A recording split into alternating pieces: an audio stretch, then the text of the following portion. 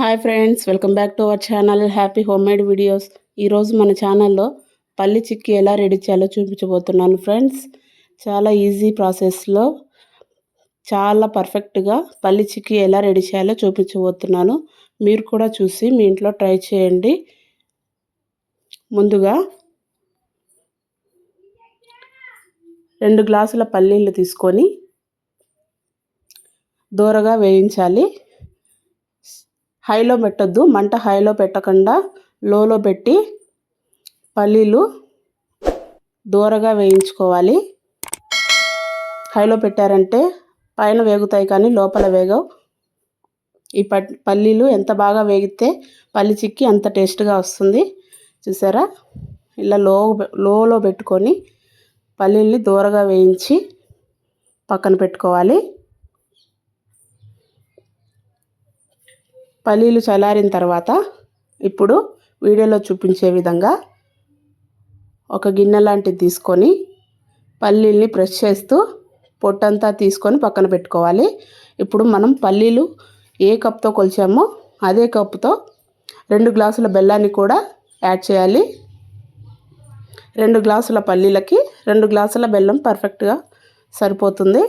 ఇప్పుడు వాటర్ ఎక్కువ యాడ్ చేయకూడదు, 1 స్పూన్ వాటర్ యాడ్ చేసుకుంటే సరిపోతాయి. బెల్లం కరిగే వరకు ఒక ప్లేట్కి నెయ్యి రాసి పక్కన పెట్టుకోవాలి. చూసారు కదా, బెల్లం కరిగింది. బెల్లం కరిగిన తర్వాత మధ్య మధ్యలో పాకాన్ని టెస్ట్ చేసుకుంటూ ఉండాలి.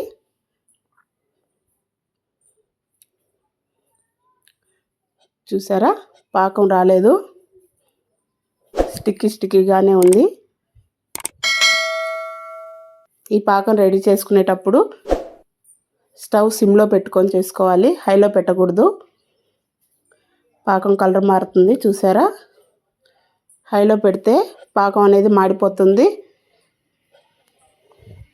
హైలో పెట్టకుండా సిమ్లో పెట్టుకొని పాకం అనేది కరెక్ట్గా వచ్చే వరకు వెయిట్ చేయాలి. ఇప్పుడు మనం మళ్ళీ చూద్దాం. ఈసారి పాకం టెస్ట్ చేసిన తర్వాత చూసారా, పాకం వచ్చింది. ఈ పాకాన్ని కొంచెం బ్రేక్ చేస్తే మధ్యలోకి విరిగిపోవాలి. చూస్తున్నారు కదా వీడియోలో, బ్రేక్ చేసినప్పుడు మధ్యలో విరిగిపోతుంది. ఈ స్టేజ్లో పాకం కరెక్ట్గా వచ్చినట్టు. ఇప్పుడు మనం వేయించి పొట్టు తీసి పెట్టిన పల్లీలు కూడా యాడ్ చేసి ఒక 5 నిమిషాల పాటు బాగా కలపండి. బాగా కలిపిన తర్వాత మనం నెయ్యి రాసి పెట్టుకున్న ప్లేట్లోకి ట్రాన్స్ఫర్ చేయండి.